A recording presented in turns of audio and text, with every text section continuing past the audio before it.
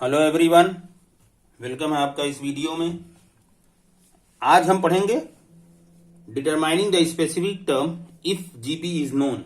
ये हमारा टाइप 1 है। पिछले लेक्चर में हमने आपको बताया था nth टर्म का जनरल रिप्रेजेंटेशन। ठीक है, कोई भी जीपी है तो उसका जनरल टर्म क्या होगा, मीन्स nth टर्म क्या होगा, वो हमने आपको बताया था। ठीक है, अब यहाँ पे उससे रिलेटेड अब कुछ क्वेश्चंस हम करेंगे आगे कुछ वीडियोज में, बट हम स्पेसिफिक करेंगे कि किस टाइप के क्वेश्चन हो तो कैसे करेंगे। ठीक है, अलग अलग टाइप पे डिफाइन करेंगे। जैसे यहां पे आपको क्या दिया हुआ है, determining the specific term if GP is known.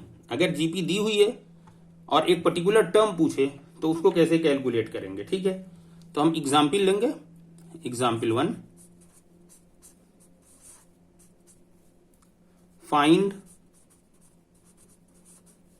Seventh term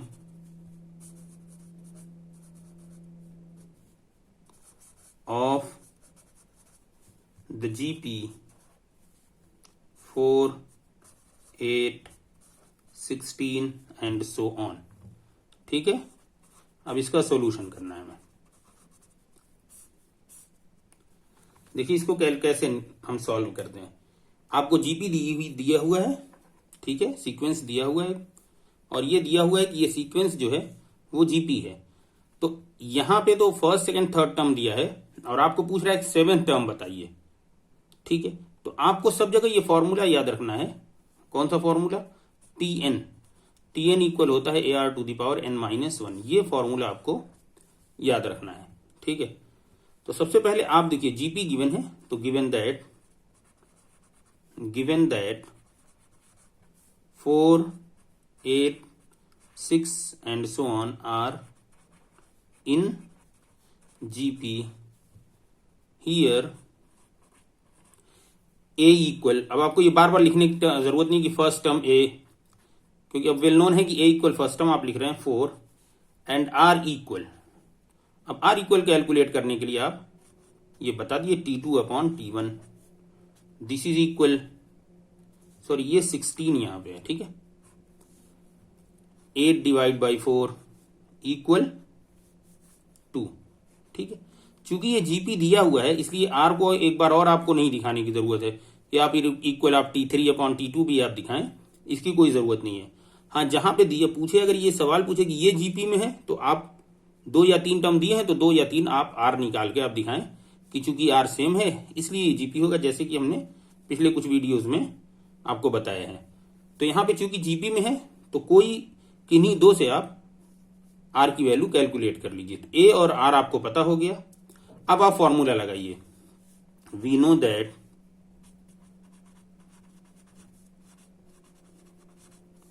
the nth term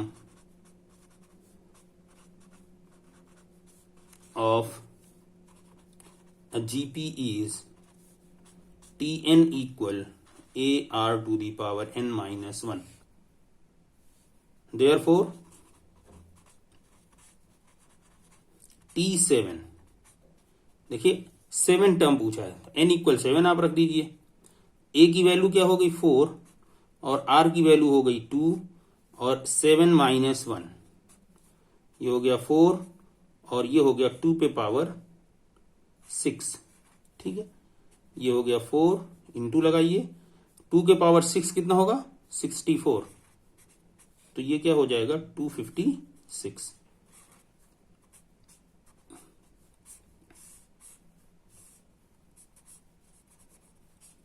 ठीक है जी, बात समझ में आ गई आपको कि अगर जीपी दी है तो ए तो आपको उसका नोन होगा ही जनरली, और आर भी आप किन्हीं दो से करेस्पॉन्डिंग दो से किसी आप T2/T1 या T3/T2 से आप आर दिखा दीजिए और उसके बाद ये फॉर्मूला आप लगाइए और आपको आंसर मिल जाएगा।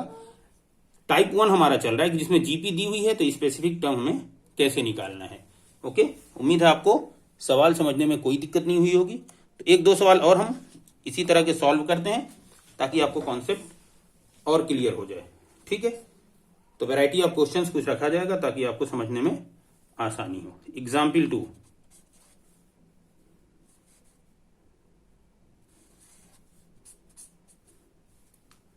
Find the eighth term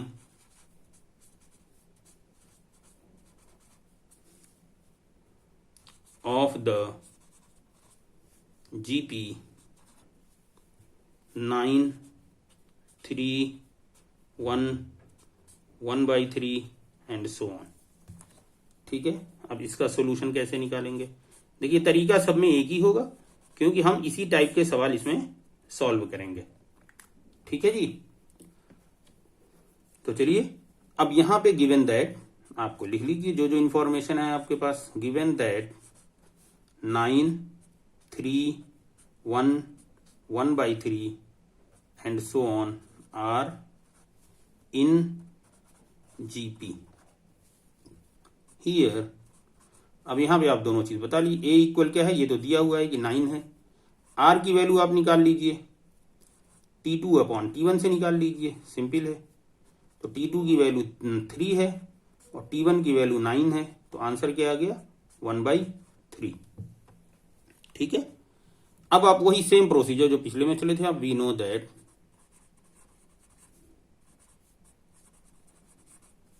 the nth term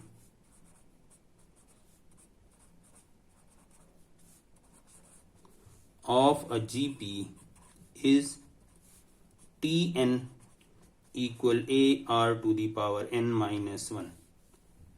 Therefore,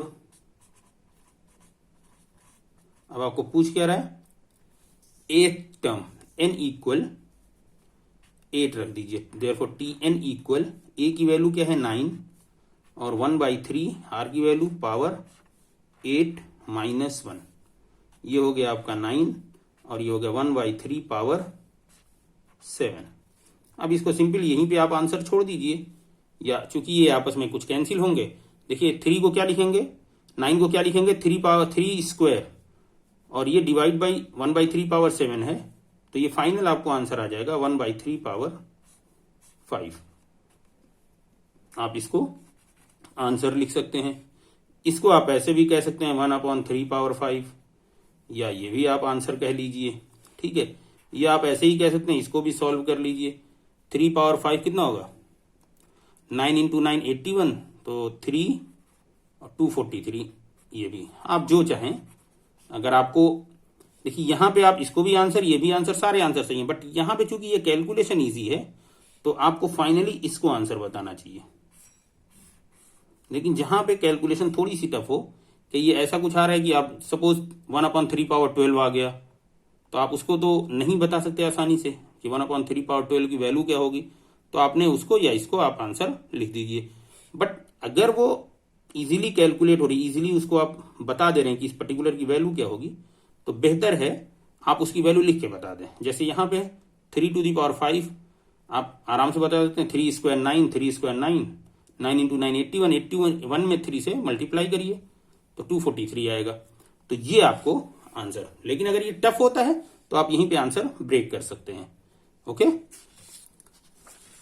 चलिए एक और क्वेश्चन हम इसी तरह के सॉल्व करते हैं। कई तरह के करेंगे ताकि आपको हर स्टेप, हर बात समझ में आ जाए कि प्रोसेस क्या होता है, तरीका क्या है, और सवाल अगर अलग अलग तरह से आते हैं इसी टाइप में तो उसको कैसे सॉल्व करेंगे।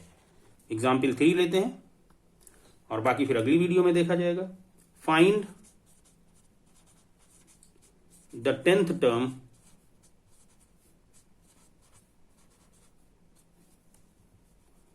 of the GP 8, 4, 2 and so on.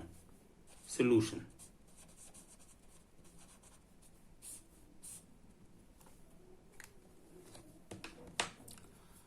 देखिए अब यहां पूछ रहा है ये जीपी आपकी है, तो आप तरीका जैसे आप करते आए हैं वैसे करिए। Given that 8, 4, 2 and so on are in GP.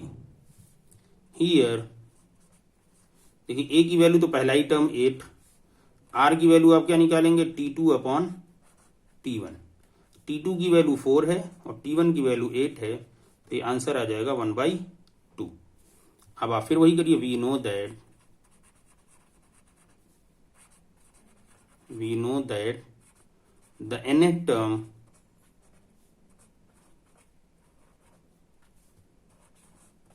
Of GP is Tn equal a r to the power n minus 1. Therefore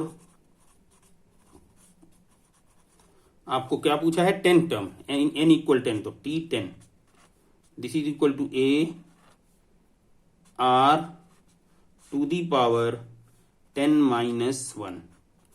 तो ये हो गया 8 1/2 पावर 9. ठीक है, अब अगर ये टिपिकल आता है तो यहीं पे आंसर लिख दीजिए. बट ये देखिए, ये कितना हो जाएगा? 2 पावर 3, और ये 1/2 पावर 9 हो जाएगा, तो ये हो जाएगा 1/2 पावर 6. ओके, और 1/2 पावर 6 को आप लिख सकते हैं, सिर्फ ऐसे भी लिख सकते हैं 1/2 पावर 6, ये भी हो सकता है. और 1/2 पावर 6 को आप लिख सकते हैं, क्या होगा? 1/64. तो Tn. ठीक है, जब सिंपल रहे तो इसकी वैल्यू आप कैलकुलेट कर लीजिए, और अगर सिंपल नहीं है तो आप यहां पे भी आंसर इसको कह सकते हैं. ठीक है, अदरवाइज सिंप्लीफाई करिए. इसके बाद आप डायरेक्ट इसको लिख दीजिए, ये इस स्टेप की जरूरत नहीं है. ठीक है, इन दोनों में से कोई एक स्टेप लिखिए, फिर ये आंसर लिख दीजिए. ओके ओके, तो चलिए अगली वीडियो में कुछ और क्वेश्चन इससे रिलेटेड, इसी तरह के कुछ और जीपी थोड़ी सी टफ और ली जाएगी, और उसके बाद कुछ और क्वेश्चन सॉल्व करेंगे. ओके, मिलते हैं अगली वीडियो में. Good bye.